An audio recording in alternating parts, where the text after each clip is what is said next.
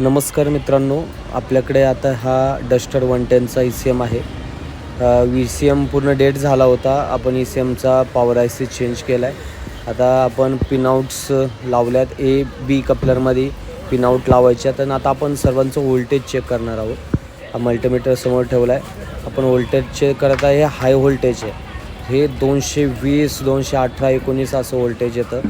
त्यानंतर इथं आपण चेक करतो 1, 2 नंतर 3, 4, 5, 6 आणि आय थिंक 7 नंबरची जी पिन आहे त्या पिनलासुद्धा हाय व्होल्टेज येतं. पिन 220, 18 असं. त्याच्यानंतर 1, 8 नाही 19ला 200. त्यानंतर असं समोर तुम्ही जे पिन पाहताय अशा 1, 2, 4 ते 5 पिनांमध्ये 220 व्होल्टेज हाय व्होल्टेज क्रिएट होतं. आणि हाय व्होल्टेज खूप डेंजर असतं. चुकूनही तिथं टच झाला नाही पाहिजे. त्यानंतर आपण समोर 12 व्होल्टेज इकडे. आता आपण काही मॉसफेट किंवा आपण इथं पाहू शकता तिथे 12 व्होल्टेज आहे.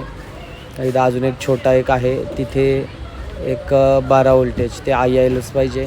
त्यानंतर आपण ह्या बाजूनी तिथे 5 व्होल्टेज आपलं क्रिएट झाले म्हणजे ECM प्रॉपर ऑन झालं. इकडे 5 व्होल्टेज आले.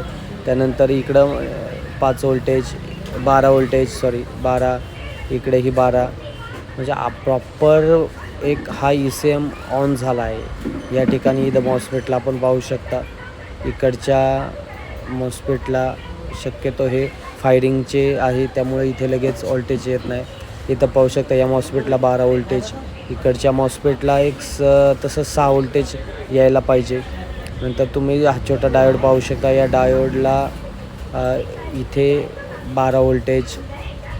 त्यासमोर इथं 3 पॉईंट म्हणजे 3.30 असं व्होल्टेज यायला पाहिजे. इकडे पण 25 व्होल्टेज. हा इंजेक्टर IC आहे. इंजेक्टर ICच्या जवळ.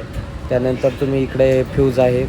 त्यानंतर इथे पाहू शकता इथं 1 पॉईंट हा ECMला सप्लाय जातो. 1.5 व्होल्टेज इथे येत असतं.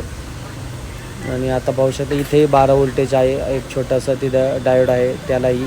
आणि इकडे 12 व्होल्टेज. इकडच्याही मॉसफेटच्या जवळ असणारे छोटे छोटे डायोड आहे. यांनासुद्धा हाय व्होल्टेज येतं. जिथे ज्या मॉसफेटला हाय व्होल्टेज आहे त्या मॉसफेटला हाय व्होल्टेज खालच्या बारक्या डायोडला येतं. आता पाहू शकता ECM आपण गाडीला लावला आहे. तर गाडी हाफ सेल्फला चालू झाली आहे. आता पुन्हा एकदा आपण गाडी बंद करून इथंच बघा लाईटसुद्धा ब्लिंक होते म्हणजे कोडिंग करायची काय आवश्यकता नाही. आपण स्टार्टर मारतो आहे. तर गाडी चालू झाली. RPMसुद्धा पाहू शकता. गाडी परफेक्ट चालू झाली आहे. इंजिनसुद्धा एकदम व्हायब्रेट वगैरे होतं आहे. काही